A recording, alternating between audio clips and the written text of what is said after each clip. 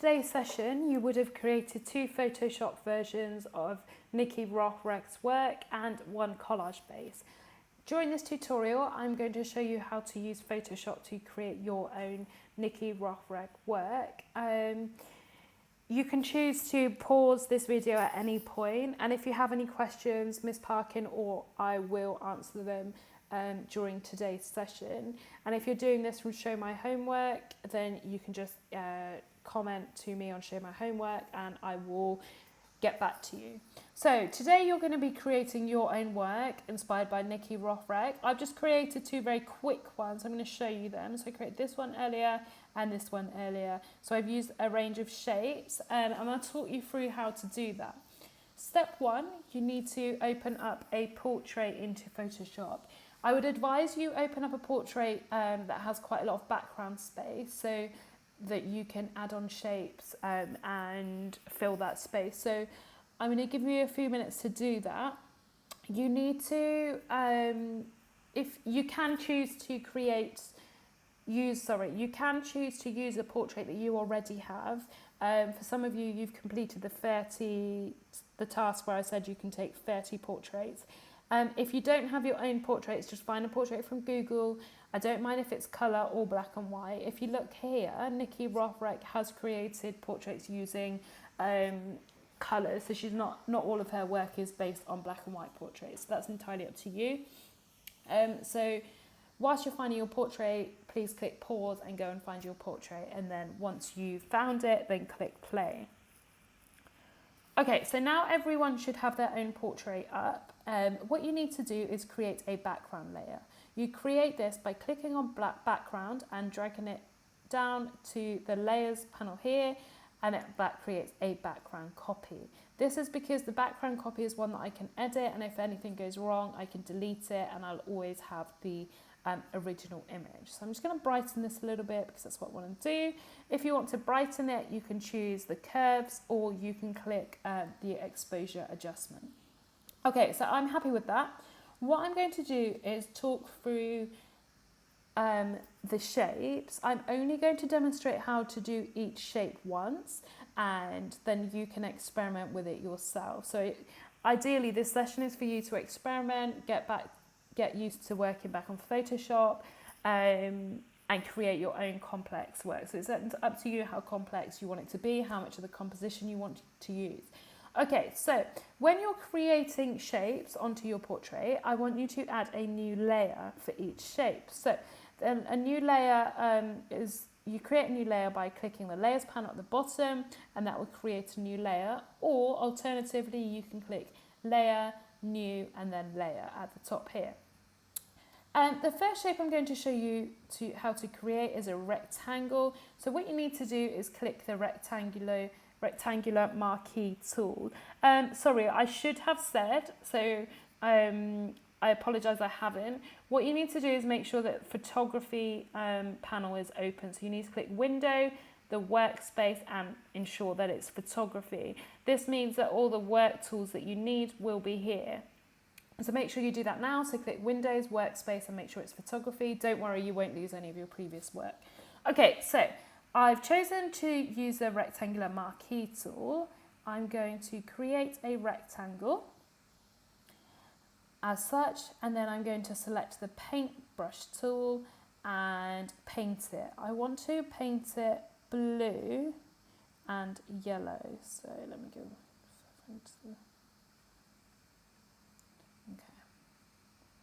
As you can see here, this is quite, I've changed the opacity of my paintbrush. So you do that at the top by clicking opacity and that will change the opacity of your paintbrush. The reason why mine's quite low is because I want to see the portrait in the back. You can choose to turn your opacity right up to 100, but then be cautious because then that would get rid of the background. If you do that and you choose that it's too strong, what you can do is change the opacity on the layers panel here. So I'm going to click back. I was happy with the first one. Okay. I can then move that to where I want it to be.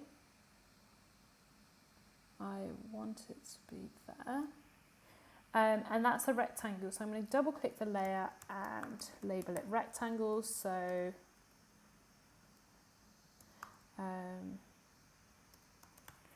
I can always refer back to it so I know which layer that would be. By the end of this, you're going to have quite a few layers, so you need to know which one's which. Okay, so that's the rectangle. Next, I'm going to click the circular one. So I need to hold down Shift, and then I can create a circle. So I'm going to, okay.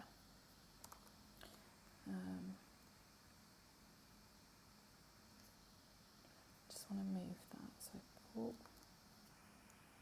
I'm using the wrong layer here. I forgot to add a new layer, so I'm going to deselect that and create a new layer. And then that's the layer that I want. Oh, paintbrush. And I want to paint this one now.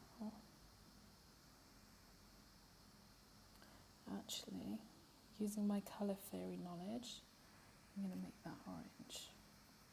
Oh, I forgot to change the opacity to be about 30, yeah.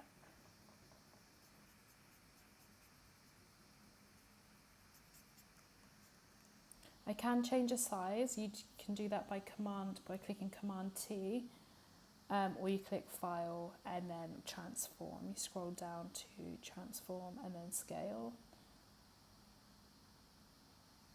Okay. So I'm happy with that. You might choose to create, so you might choose that you, for example, I might not want the orange to go under this blue. So what I would do is I would create the rectangle, go back to the rectangular tool, go over it. We're on the circle layer, remember. Go over it, and then I will simply use the eraser tool, and I would erase that. And then I would click Command D, which would deselect that. So I'm gonna, or you can click Select and then click Deselect, and that will then get rid of it there. So I've shown you how to use the rectangular tool and the circle tool. I'm going to say pause this video and experiment a bit with that. And I'm going to carry on, so you can always click play after. To create a triangle, I remember create a new layer because I'm getting into a new shape. Label the previous one. So circle, the next one's going to be triangle.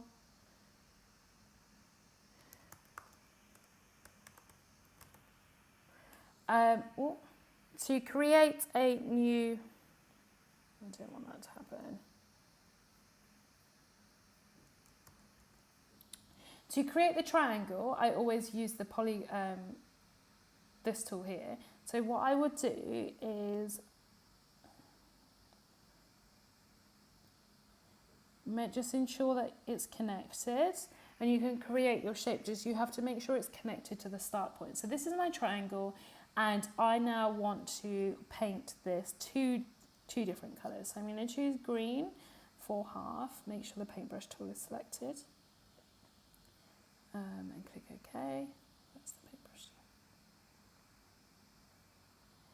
And I then want to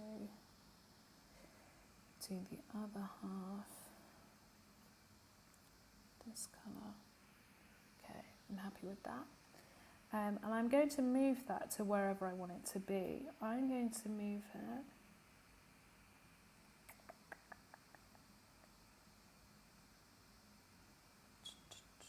about that. Okay. You can choose, if you have created a shape and you want several of the same shape, you can do that. You just have to click Edit, Copy, and then Edit, Paste. The shortcut to that would also be Command C and then Command V, and then you can move it to wherever you want it to be. So I might choose to put it there, for example. I'm just going to turn the opacity down for that one though, because I don't want it to be so obvious. Okay. So that's the triangle, and then I'm going to show you the last tools. What you need to do is when you scroll down, under the magnifying tool, you will see 3 little dots. You just need to right click and you will see lots of tools here. You want to click the custom shape tool. So I've now clicked that. I need to create another layer. I'm just going to label that one triangle so I know which triangle. And you click at the top where it says shape and you can choose from a selection of shapes. I do not recommend anybody putting in some of the random ones. Like, there's not really any reason for you to use some of these, so just be really sensible to the ones you're using. This one here and this one can be used as your background layer. I'll demonstrate that in a second. So I want to use this flower. So what I would do is click the flower and then create it on this document, and then I can choose, if you look at this box here, it says fill, I can choose which colour I want to put there. So I'm going to choose this green and then click enter, and now I'm going to change the opacity for that layer right down. It's a bit too obvious, so I'm going to put it like there, and then you can move that as and when, wherever you want it. Remember, you need to you need to label that layer. Okay, so just experiment with those shapes, experiment with the different tools, but I want you to create a Niky Roehreke inspired piece. What I did for this, where's the one that I created? For this one here, I used a paintbrush in different colours. So you just select the paintbrush, select the colours, and you zoom into your piece and you can start painting. I'm just very quickly going to show you how to add on the lines like I did in the background. For this, you want to create a new layer. So, oh, sorry, there's nothing on layer 2, so I'm going to delete that layer. For layer 3, I'm going to title it background so I know which one it is. And I'm going to go scroll down and then at the shape tool, and I'm going to select this one here.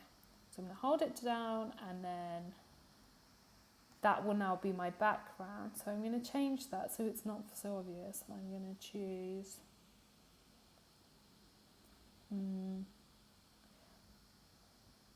let's choose this green for now.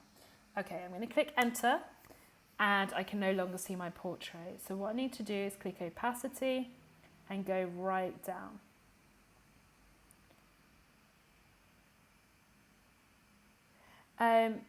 At the moment, my background layer is above any of these shapes, so the green is really going to come out, but I want the circle to be above the background. I want the triangle to be above the background. So in order to do that, I'm going to drag the background layer at the bottom of the piece. So now it's at the back. So imagine these layers as different pieces of paper.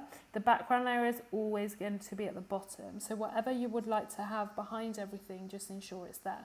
Okay, I might decide now that I don't like the fact that the background shapes can be seen over here. So I would get the rubber tool, the eraser tool, and work on the background layer. Click rasterize shape, it will give you that option. And I'm going to use the rubber and slowly rub out all the background layer that I do not want, the parts of the background I don't want. You'll notice it's not getting rid of any of the circle or any of the rectangle or the flower. This is because that layer is not selected. So just follow those instructions, and you only want to erase on the selected layer. So I only want to erase on the background layer, and that's what's happening. So I'm going to zoom out just because I'm doing this one quite quickly. You guys have a very long time to do this, so really take your time and create your own masterpieces. Okay, so I'm happy with that. I don't want it here, so I'm going to get rid of. I want to see that, and I don't want it to be on her body either. Okay. So that's now my background piece. Just experiment, guys. Have some fun with it. If you have any questions, please let Miss Parkin and I know, and we will try and help as much as we can. When you have finished, so I'm going to say I finished this, which I wouldn't have really, but I'm just for the demonstration purposes I finished.